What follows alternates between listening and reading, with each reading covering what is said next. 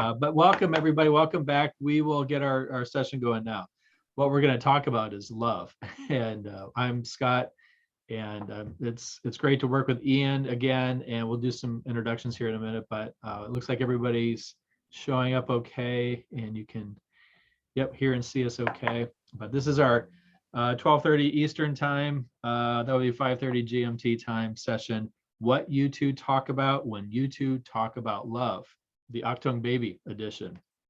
So I've been curious about this topic for quite a while, but when I'm in the presence of Ian, I feel like I'm in the presence of greatness when it comes to knowing U2's lyrics. So this session is going to be a look at the lyrics on Achtung Baby with a special focus on love. Later today, Ian's going to be presenting another session on the lyrics of U2 as they've developed from Boy to Achtung Baby. But Ian, you and I go way back. We were on staff together with at U2. Yep. You're the curator. I think the better curator of lyrics than even what U2.com has. Would you like to say a few words of introduction about yourself? What you've been up to lately?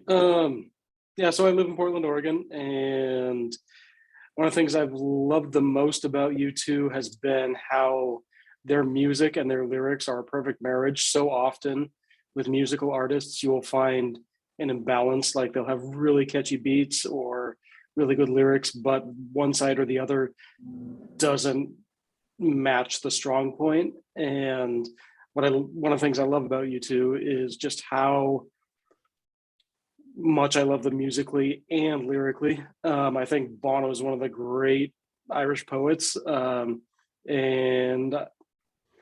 he probably won't be recognized for that until after he's passed away, and people are like thinking of him fondly as opposed to like, why wouldn't he stop talking about whatever?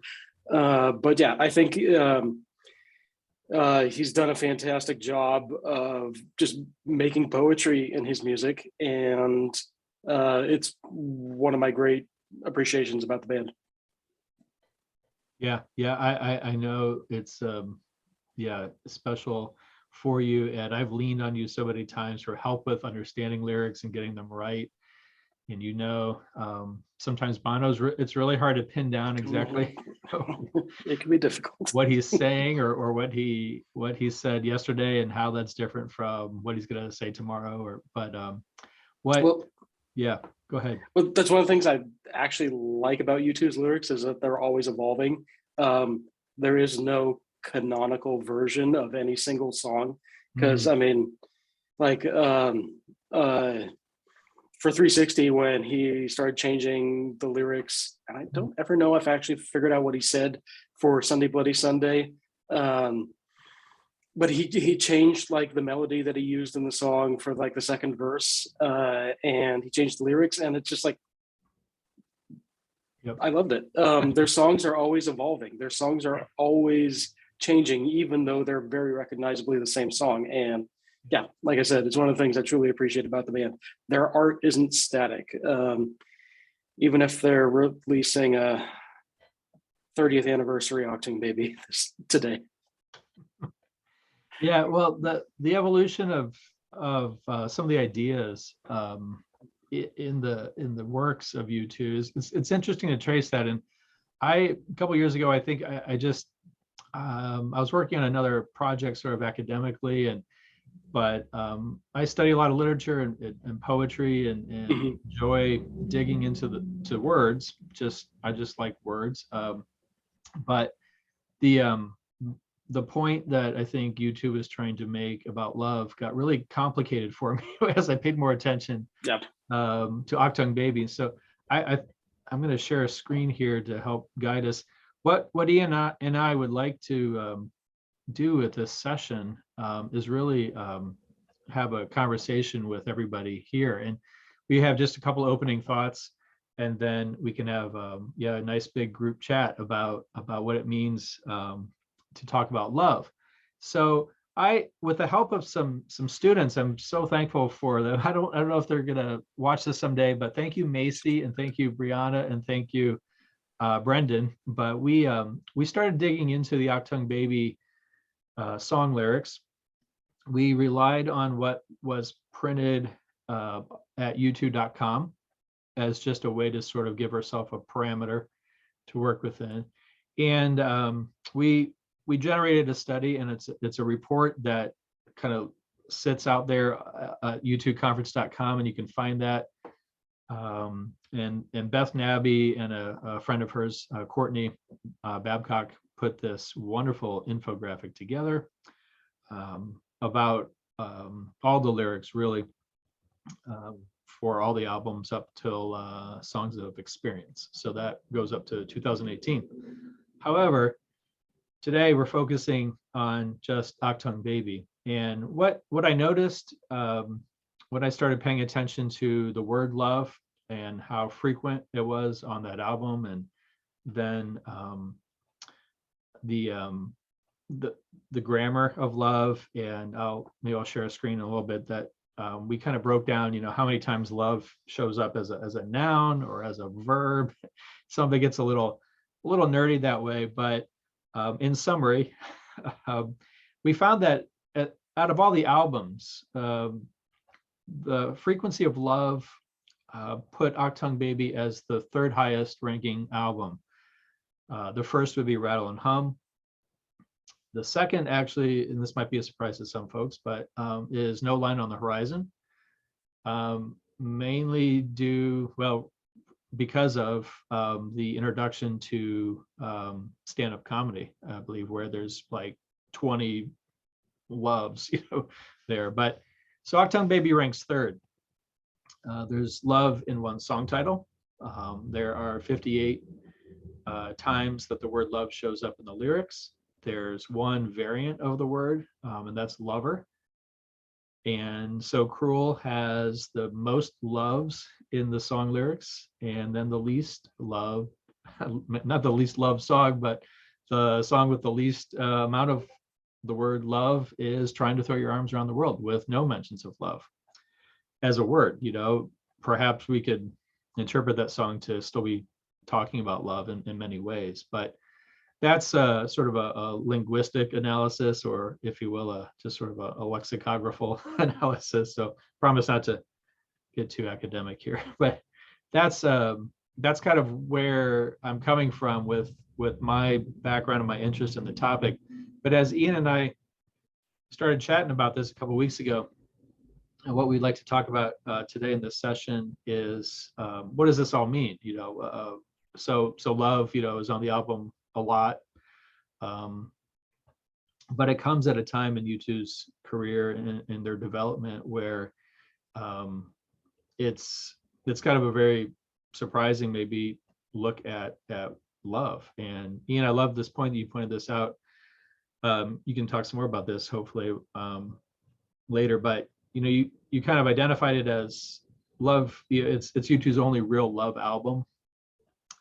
However, it's not a pop album about sort of finding love, falling in love, and happy endings with love. So kind of put our heads together and came up with these talking points, or these suggestions to think about how love is problematized on the album more so than on previous albums.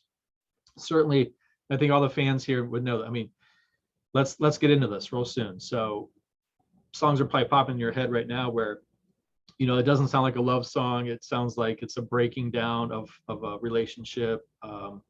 Love is getting mixed up with acts of betrayal, confusion. Certainly, there's a lot of darkness around the topic of love on this album. And then love is, kind of just continued to be problematized or complicated by talking about it in sort of, some very, very spiritual ways, but also very sexual and earthy ways. And there's certainly, it feels like perhaps by the end of the album, love has sort of left the room, or at least it's hard to find, or what. We'll have to get into that some more. But Ian, what else would you like to throw out there? That was a lot from me, but you take a turn at it. Yeah, for me, it is their only love album, and as you two are wont to do it, they complicate it by making it be about loss of love rather than about gaining love. And yeah, there's songs about just human love, like one where love is falling apart because a family won't accept their gay child, or loss of love in Love is Blindness, where it's about an IRA bomber and that kind of strange tainted love that would come with that, or like the true validation of love with Trying to Throw Your Arms Around the World, where it's Bono drunk at 5 a.m., as he has said, trying to get back home and get back to Allie. Or Ultraviolet, where to my ears at least, it's a song about how Allie's love saved him from Bob Hewson's more complicated love. Yeah, it's, the whole thing is about, to my ears at least, there's kind of the juxtaposition between religious love and romantic love, and then you've got straight up sexual love, and then you've got the loss of love. And they packed a lot of love into one very complicated album, and I think there's a reason why it's generally regarded as their best album. Because of all the love, you think that boosted it with its sort of, credentials as a great album? Not the love, the complexity. And they were still able to do like super catchy things with like mysterious ways. I mean, I meet people who like don't actively, like folks who are much younger who don't know who U2 are, but if I start singing "It's all right, it's all right, it's all right," they immediately know who it is. So they made catchy songs. They made songs that people remember. Like One is just going to be one of the all-time classics, but it's still about very, very complicated love. This is not easy love in any way, shape, or form. It comes at a time when, as we know, the band members, some of the band members more so than the others, are going through some very personally complicated relationship items. And I appreciate that point you're talking about even Bono's father being a problematic figure for him. I also noticed. What? Yeah. But he still loved him. That's right. What I find fascinating about Ultraviolet. It's a song about like how his dad was the opera in his head and he couldn't get him out of his head, and yet he writes a song on Atomic Bomb about how much he misses him. It's it's all complicated love. It sure is. And I wonder if those feelings and ideas have been kind of present with Bono, at least since his teenage years, and finally found some kind of full expression on the album. Several albums into his career as a lyricist, but it seems like it's sort of been in development. This idea of complicating love and taking a look at it from multiple angles. I do know, and I put in the chat area there a couple links. One is to the report that we're kind of talking about today, but another one is to a Raymond Carver short story. And Bono and Edge especially were reading American literature and relying on some recommendations from some of their friends at the time in the mid 80s to the late 80s, and they were both reading Raymond Carver. And I think there's if any fans out there are also reading Raymond Carver, I think you would notice and you'd agree that Raymond Carver likes to write about love as sort of the thing that's tearing apart a relationship, yet the characters in the stories somehow stay together. Sometimes a few stories they don't, but this idea in the title for this talk, what you two talk about when you two talk about love, comes from the Raymond Carver short story of the same name, where what a couple once had in their what two people once had has become really a sore spot and a source of conflict for them, and yet they stay together. as you pointed out, as Bono and his father did, and certainly I think all of us who've been in relationship for a while realize that it changes, it's different, it evolves. Kind of a popular saying is, once in a while, that love is a choice. It's not so much a feeling. So you kind of make these commitments and you work through the conflicts along the way. But all that is coming to sort of bear on this conversation today. So you might enjoy reading the Raymond Carver story if you find your way to with that link. But I'm gonna come back here so we can sort of see the whole room and not keep looking at that screen. But oh, great! It's so nice to see so many of you. So speak up anytime. Those who are, you could raise your hand or just talk. Out, we'll take turns. I think we're all friendly enough to do that. But Ian, what's the song on the album for you that really sort of signaled to you that everything's all messed up about love? What's the song that really shouts that out?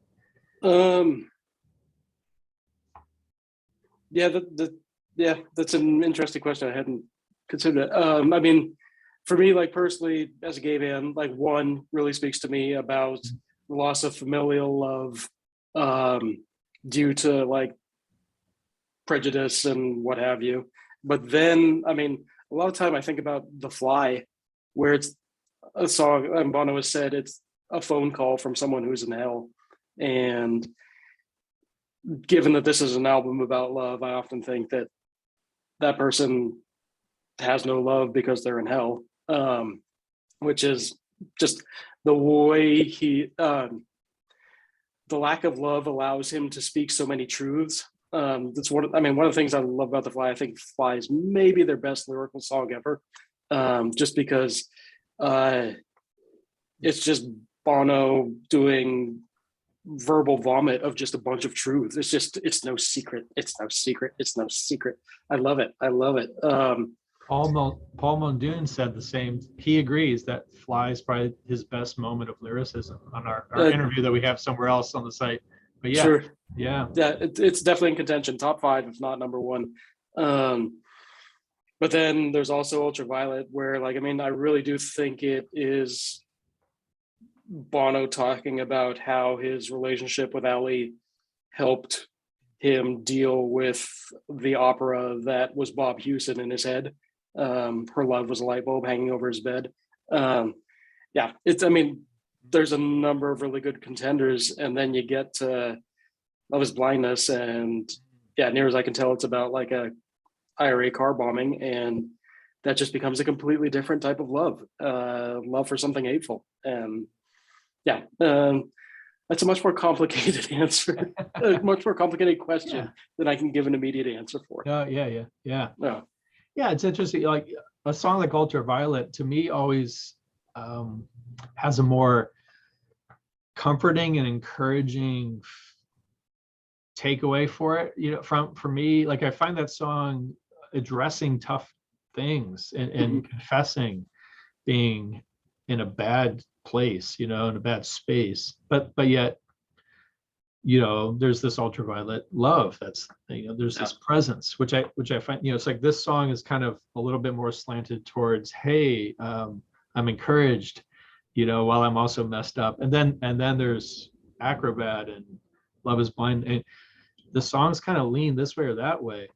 Totally. It's the idea of Ali being a light bulb for him. I mean, he's still using that on the Experience and Innocence tour. When I think about their timeline, Achtung Baby was written about 10 years after they released their first album. So they were still a fairly young band, even though they had become the biggest band in the world. And the fact that he's still ruminating on those ideas now when he's in his 60s, it seems like it's something important mentally to him. Right on. What's out there? Hi, everybody. What do you think about this album? What do you think about U2's messaging of love on this album? I, it's, I mean, there's a number of really good contenders, and then you get to Love Is Blindness, and I've been listening to Until the End of the World a lot lately because I'm presenting on that, the movie and the song in just a little bit. And I'm looking at the way the Wim Wenders uses it in one scene in the movie. I've been hearing it a little differently, like when Bono sings love, love, love there at the end. And it's just this repeated kind of urgent thing. And then tying that into what Bono said about songs of experience, where it's expressing defiant hope. I see a little bit more in Achtung Baby that's not in despairing about love, but like there's this voice that constantly is insisting it's love. That's the answer to this. There's this voice in the background in the midst of all the darkness and despair that says, this is what the answer is. This is what the answer was for Judas. This is what Jesus told his followers. There is an answer, but it's hard and it barely comes through, but it's just this defiant love. That's it. So can I ask you a question in relation to that? Mm-hmm. So like during the bridge, when he's singing love, love, love, love, it sounds a bit like he's drowning. And then he goes into, in my dreams, I was drowning my sorrows, but my sorrows did. So, I mean, there's obviously a water connection, which they then put into the Innocence and Experience tours. Do you have any thoughts on like just how they like framed drowning in connection with love, and then at the end it's, as you say, a defiant just screaming love, love. It's interesting juxtaposition that I hadn't thought of until you just mentioned it. Yeah, and there's, on the album, of course, that's one perspective to say it's defiant love against all the darkness, but it's also kind of easy to read it as ironic that this is love being shouted in the midst of the darkness. And I think that's a tension that maybe goes with the drowning in the water feeling that I hadn't thought of. But then that reminds me of the previous sessions when they were talking about Bono spitting the water out on edge, and how that kind of ties into baptism or kind of ties into insult, or all these things. I doubt Bono would say it's one or the other. It's probably happy to be interpreted all these different ways. Sure.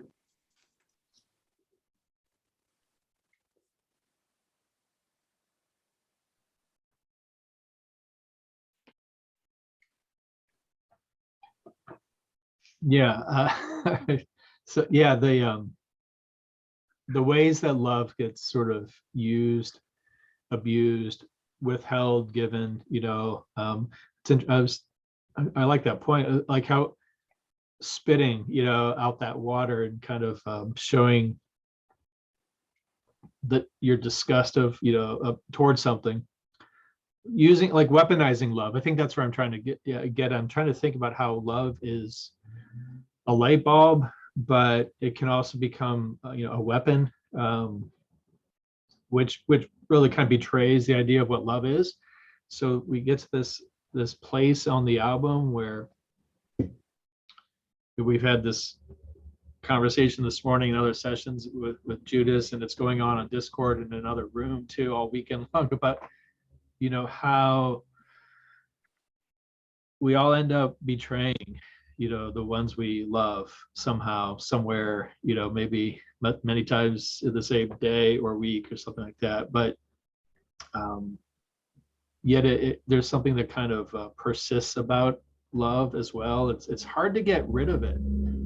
Now that I'm trying to, like love, it's like, now that I'm trying to get rid of it at all, but and I'm thankful for like this dynamic where, when love is part of a relationship, it doesn't, well, it takes a lot, doesn't it? I guess it takes a lot to sort of finally sever the ties. Thankfully, it kind of comes back. It fights for some, I don't know, it's sort of fighting for its survival, in some sense. Does that generate any thoughts about what's also being said on the album about how love is defiant, persistent, weaponized?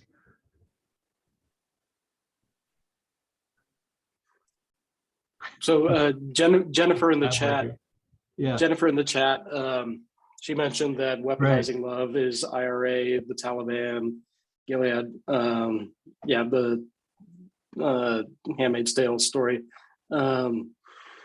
And yeah, one of the things that I've really I still haven't been able to completely understand is in Love Is Blindness, where I mean, I do think it is a song about. I think for Bono, it's a song about the IRA. I think for Edge, it's a song where he just wanted to blast a guitar just because he was so frustrated with the dissolution of his first marriage. But it's the fact that Bono refers to the bomb explosion as a little death, le petit mort, which in French is a term for orgasm, and just how sexualized the album is, as well as just being about like spiritual or amorous love. Just the fact that he would even bring that in to a song that does seem to be about, a car bombing. And then also in response to Jennifer's comment, Chris Martin stole the light bulb from U2 for their stage, but U2 stole the use of the Trump video at the start of Exit from Coldplay. Coldplay used that first. So there's some give and some takes. There's some give and some take.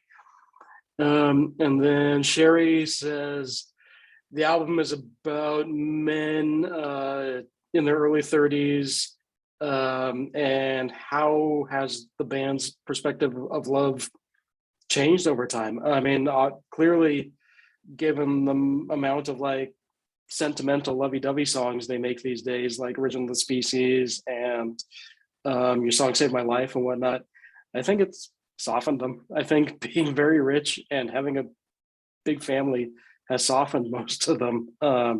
So yeah, I don't think they use the concept of love in the same way as they used to. I think in the 90s, to be frank, they all seemed kind of miserable, and it had the end result of producing their best art they've ever made. But they clearly did not like their emotional spaces where they were at, because like Larry was saying, like, can we just go back to being a rock band? And Edge was going through a divorce, and Bono took up smoking, and Adam had to get to a point of sobriety. They clearly were not like in their healthiest spaces, but they did make their best art. But yeah, that misery really served them well. I mean, if they were miserable, you know, I mean, I'm think, yeah, I agree. I mean, you do see them kind of succumbing to, you know, various moments of, you know, whatever, you know, weakness or maybe just indulgence as the 90s went on. I'm thinking a little bit more from like 87 to 91 and misery, you know, this point of maybe, you know, chopping down, you know, a type of love or an expression of love that was rather strong, you know, I think on Joshua Tree and the Lovetown tour. Not to say that, you know, the B-side, I mean, Joshua Tree certainly got its dark stuff there, but yeah, I just thinking through, like, you know, maybe do you think there's some artistic choice to sort of be miserable, try to betray everything that they've been working on for the last 10 years for the sake of art, or I mean, for the sake of giving maybe a more honest message about love than they had got, you know, they hadn't quite been able to express the misery, you know, earlier in the 80s, because they're very enthusiastic about trying to be successful at the same time. You know, there's this kind of strange thing about performing misery on an album and actually personally being miserable in your own life. And I don't know if the personal miseries, I mean, of course, certainly, you know, Edge had a real personal situation going on, but yeah, I think about Bono, I'm not quite sure, you know, when his misery started. Not that it's important to figure that out, but, you know, it doesn't seem so miserable, you know, to me, like at 1989, 90. But yeah, he comes up with lyrics that are really going 180 in some ways from who you thought Bono was or what he was going to sing about. Well, so, and other folks are welcome to join in. Please do not consider this a two-way discussion. We'd be happy if any of you want to join in. You're welcome Shut to. me up. But I kind of wonder if their religious zealousness didn't kind of mask what they were feeling for a while, like in the 80s, they were all, I mean, after they came out of Shalom and all of that, after doing an album like October, I wonder if it didn't kind of just coat over stuff and they started dealing with just things they had in their lives in their 30s that other people would have maybe dealt with in their 20s, just because the religious component of their band and like the spiritual love just kind of mask things. And that's one of the reasons why Achtung Baby is about loss of love. It was maybe when they actually started like tackling things mentally, if that makes sense. Just supposition, but yeah. Yeah. You can get caught up so much, right, in trying to be successful, perform something from your past, you know, that was important to you, you know, that religious fervor, but while you're also personally unsettled by it at the same time. And it does take, yeah, I agree. You know, it can take somebody a good 5 or 10 years perhaps to start to kind of bring them both into focus, not just sort of say, you know, I'm passionate about the spiritual love of God or something like that, while inside, you know, like you balance that out, I think, more as you go through life. And honestly, you know, talk about what you're experiencing on the insides. Yeah, it makes sense. So do we want to talk about the B-sides? You can. Anybody else have a comment you want to throw out there, or a question, or yeah, I hate to. All right. What's on your mind about the B-sides? How much? Well, so I consider the B-sides to be like some of the bonus tracks they released with their 20th anniversary re-release as well, and yeah, they seem to have a really heavy-duty love for Berlin, and I mean, they like literally have a song called that where the opening lyrics are Hansa, Hansa, Hansa. And then the song is called O Berlin. And so like, I mean, as much as I think that the album is about, spiritual love and sexual love and loss of love, they clearly have a love of place as well. And yeah, Germany at the time, even though they all sounded like they were miserable, like Bono tells that story about how they all got in a parade of people marching, and because they thought it was people celebrating the unification of Germany, and it ended up being people who were mourning the unification of Germany. And so, I mean, they clearly have complicated feelings about Berlin. But I don't think it's something that can be ignored with the album. I mean, yeah, I've been to some very interesting bars and clubs in Berlin. So, I mean, I think kind of like the artistic expression is how I'll phrase it, that comes with that city definitely influenced the album. It's a great point. Yeah, you're raising this sort of idea of love for adventure and a new place. That, you know, the album does broadcast this sort of, you know, infatuation with just trying something new, going somewhere that's different.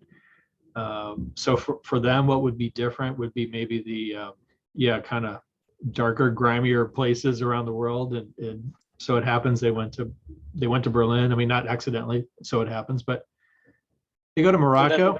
You know, I mean, you know, make sure that they kind of get up and go somewhere every once in a while, and yeah, they do love places, and you can tell that's important to them.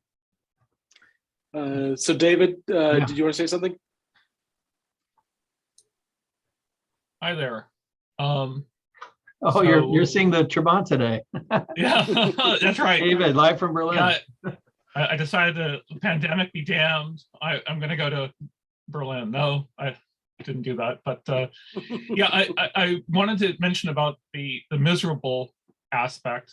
I think what's interesting is I was watching From the Sky Down as I think a lot of folks have probably been revisiting that. And there was that emphasis of how miserable they were in that space, 1989 Point Depot, the whole what the world was expecting of them, and the corner that they had painted themselves into, the po-faced pilgrims in the wilderness. And so I think obviously Edge was feeling it with his marriage, the end of his marriage, but I think probably all of them were probably pretty bummed out about that. And I think you read about a lot of successful bands, like the Beatles were a good example, where you think, wow, they're like on top of the world. They have millions of people listening to them. They have the ears of youth, and they were miserable. And for them, they walked away from the stage. They kept making records, but they just couldn't deal with the stage aspect. And so I think U2 probably was in a very bad space there. And I agree with Ian. What you said is that the 90s is their artistic triumph. And since then, it's, I don't want to say a decline, but it's definitely, they've moved to a different track. And I certainly wish in some ways they would do something artistically as brave as they have done. But I think somehow that era was able to get them in their head to figure out, okay, this is how I balance things in life and my work and expectations. And so I no longer need to do that. And anyway, so. Yeah. Well, so going back to the topic of love, I think their love got simpler in life. I think they got partners, they got children, they got super wealthy, and love stopped being as complicated. I mean, they still do political songs, and Bono still has his religious issues and geopolitical issues that he advocates for, but I think their love got simplified after the 90s, and their love was at the most complex. Yeah, because I mean, like, I know we're mainly focusing on Achtung Baby, but I mean, we still have to look at, kind of connected to Achtung Baby is Europa, and that was looking at the dissolution of the Soviet Union and formation of the EU, and how do you deal with your geopolitical love? Yeah, it's all part of a package, I think. And yeah, I think their love has become more simplified. And some of their best albums, I think they've made, I mean, like Zooropa, my two favorite albums are Zooropa and Atomic Bomb. But I like them for very different reasons. Yeah, I think the early 90s were just when, they probably just had the most to process, and it did make some really, really, really good art. I think thematically, I mean, I know Scott's heard this before, probably others that remember me saying this, but I look at this, the 90s, there's obviously this sort of trilogy. There's other records too, the Passengers record and so on. But, Achtung Baby is definitely a loss of love and betrayal. It's sort of about on the personal level. Zooropa is the same sort of thing, but a person sort of losing oneself or connection with society. And then I look at Pop as being someone questioning their love of, for God, for their maker. In some ways, there's sort of existential crisis that they suddenly are facing. And it's like a progressively worse, as bad as losing one's marriage would be, or a friendship or something like that, to start to become disassociated with society, which I think is very apt to today, with the division in the world, and in particular in the United States, where there seems to be a lot of people that are just, whatever, conspiracy theorists. I won't go into that. And then in some ways you've gotten to the end of your rope, and you're sort of questioning, are you there, God? Wake up, dead man. What? And I think it was sort of interesting. And in some ways, maybe they just got that cathartic, release out of getting that all out of the system. And since then, of course, they're then on a, like you said, a happier plane, which more power to them. I mean, why should anyone want to be why should anybody want anyone to be miserable? Yeah. That said, you know, as an artist, you know, or as a fan, you sort of want that thrill ride again rather than the safe, you know, merry-go-round of things. No, I very much agree with the trilogy thing. Like I've told Scott, I do believe you two make trilogy albums, and Achtung Baby is about loss of love, Zooropa is about loss of purpose, and Pop is about loss of faith. So yeah, I definitely agree there.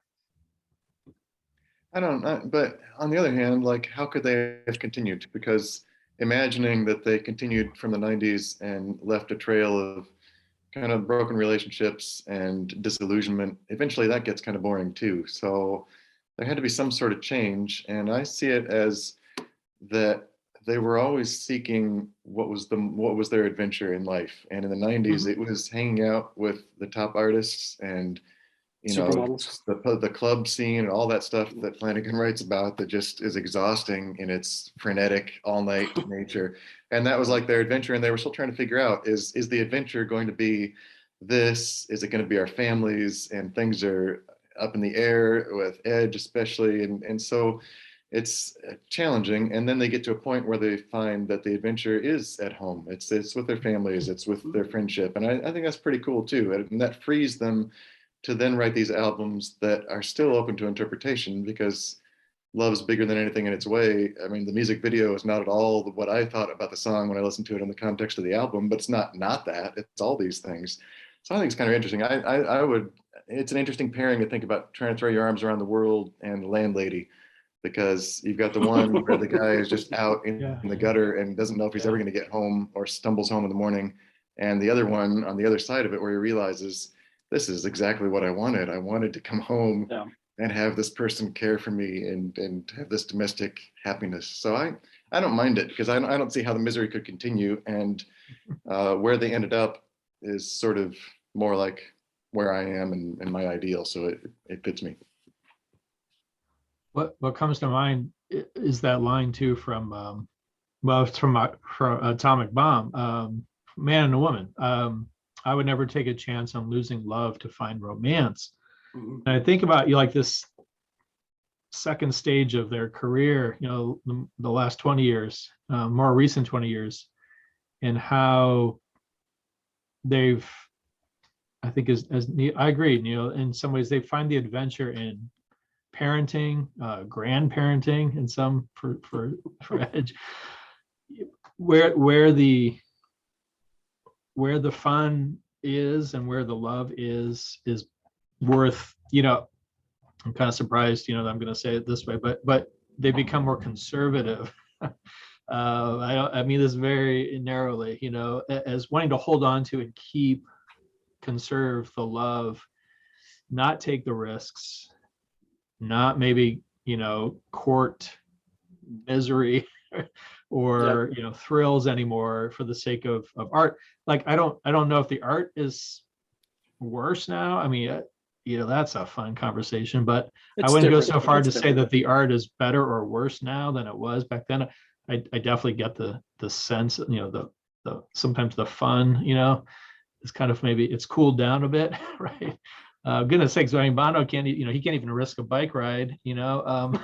So, you know, you can't go out and play like you used to, but then he says, I rather hold on to love instead of going out there and looking for romance.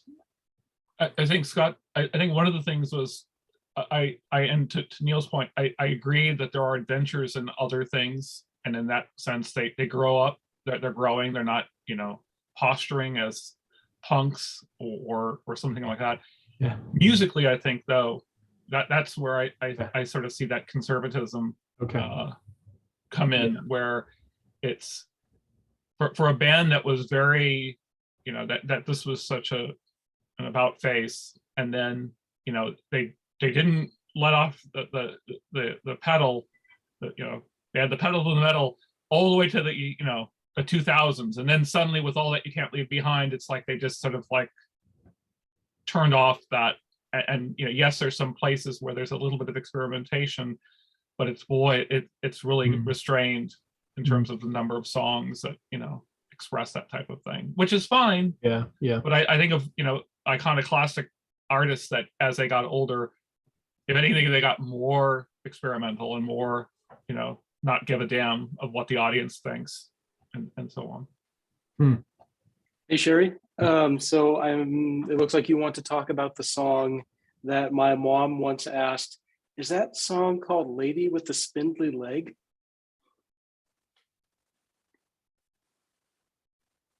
I think you're on mute.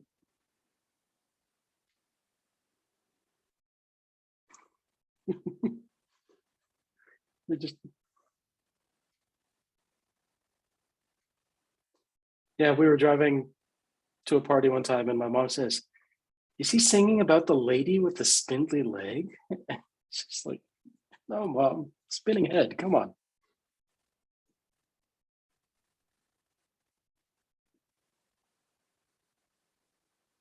Still can't hear you.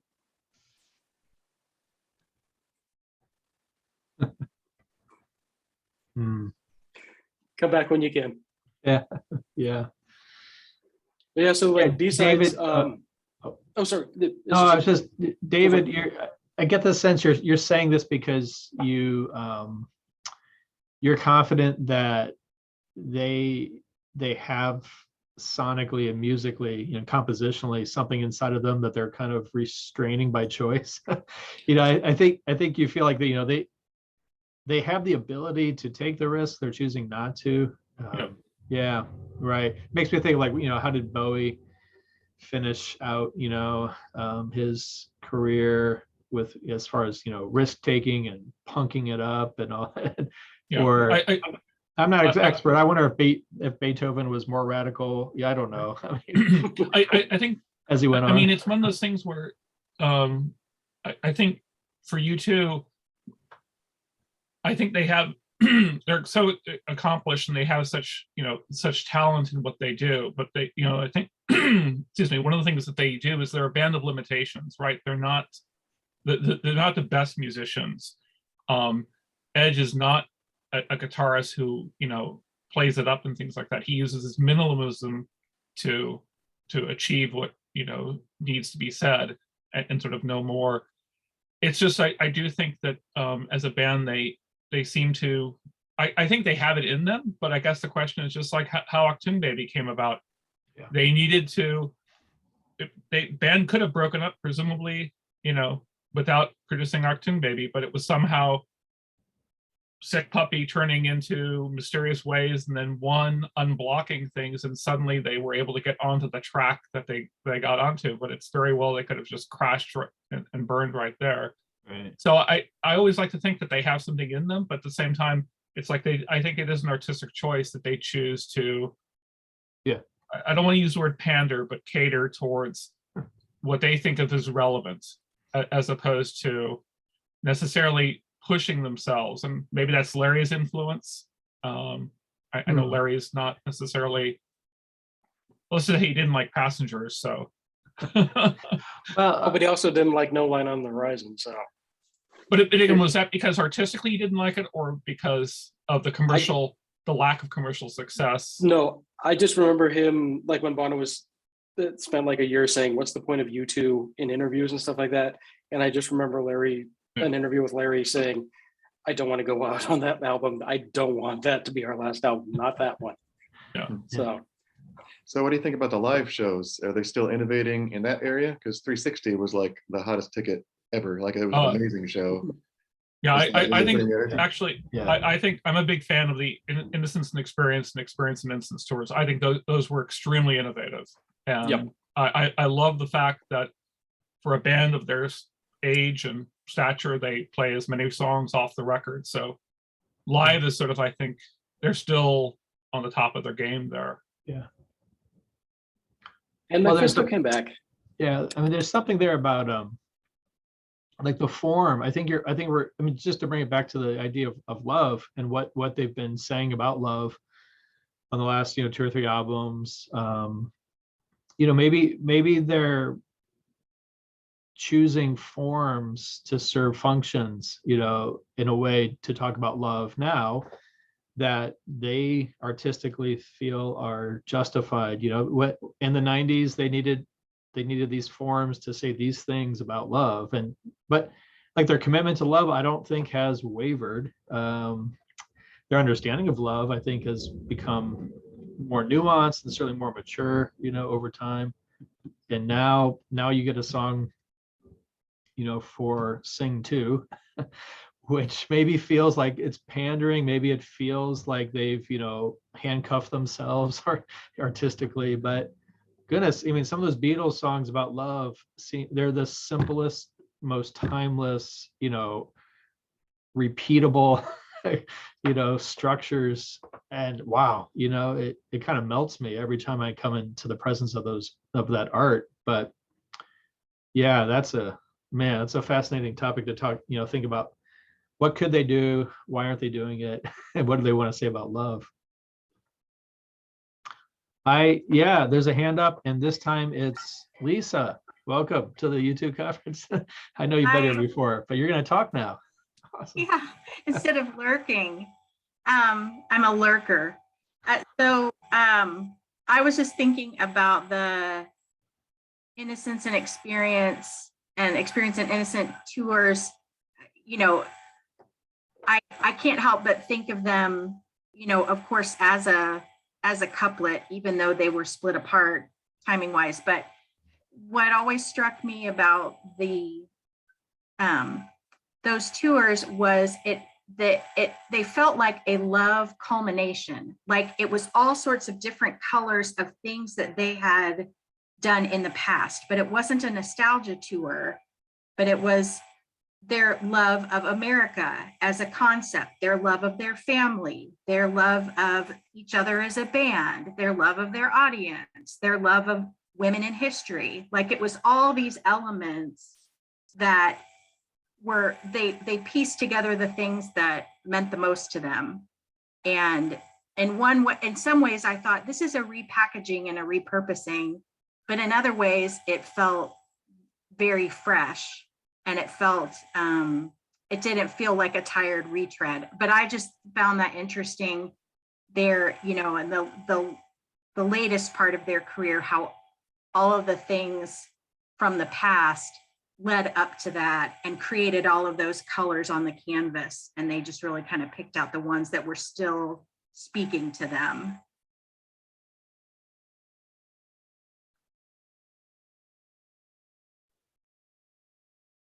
Yeah, thank you. Yeah. They do have the benefit, don't they, of a canvas, broad and tools, and hindsight, you know. So yeah, this is something to spotlight now and highlight this. And I love this band. Like when they do kind of repurpose or repackage, or they shift your attention to, we do love the role of women. We love the power that women have brought into history, you know, and will bring into the future. That when they kind of seize on that point, they have so much in their past that they can just sort of bring back to our attention. Like it's all kind of been there. Like when they say something now, it kind of reverberates back and gives more clarity to earlier albums. Like when I hear them talk about this topic of love now, I'm like, oh yeah, I remember them talking about that on War, you know, but I didn't quite hear it that, you know, I'm hearing it in a fresh way or a different way. And it's powerful. It's powerful art. So one other thing I'd like to bring up before the session closes is I think this is their gayest album. And Achtung, baby, you're talking about. Yeah. And just I mean, even better than the real thing, based off the baby version, seems to be about love for drag queens, especially when you look at like the music videos. And one is about, the breakup of love between a father and son when the father doesn't want to accept the son, and just all the references to, just to be straightforward, oral sex on the album and the B-sides. Here She Comes, Lady Luck Again, Figure of 8, 6 to 9 again. Bono, like specifically, is one of his catchphrases was for the promoting the album was that 69 is the most equitable type of sex. Yeah. But yeah, it's and then all the drag they did to promote it. Just all the photo sessions and then the one music video, stuff like that.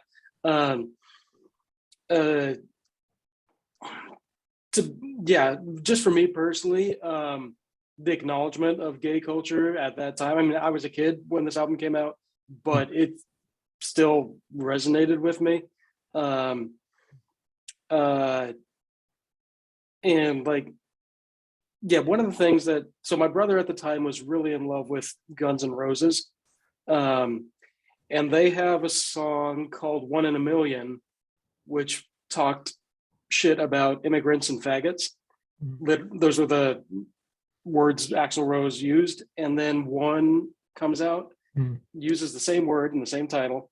And it's about, hey, can we all just be better? So I mean, like, I do think that U2's appreciation for like queer people and queer love is a component of this album that maybe gets a bit lost in all the glam of it, because it is definitely a glam rock album in certain spots. But yeah, I mean, yeah, I definitely appreciate that component of the album. Thank you. Yeah, thanks for saying that. And that highlights the point of when you two talk about love, they talk about it's not easy. Way more than we probably are able to, kind of see. And the breadth of it's beyond most of us. But it's so cool how we each hear something and find something and feel empowered by that too. That's wonderful. But I also think it's a testament to Bono's quality of poetry. One of his strongest traits is that he can make songs that can feel entirely open and accessible to anyone, and yet at the same time have very specific meaning. I think it's just one of his best qualities as a poet. Cool. Well, thank you. Thanks, Ian. Thank you, everybody. Thanks.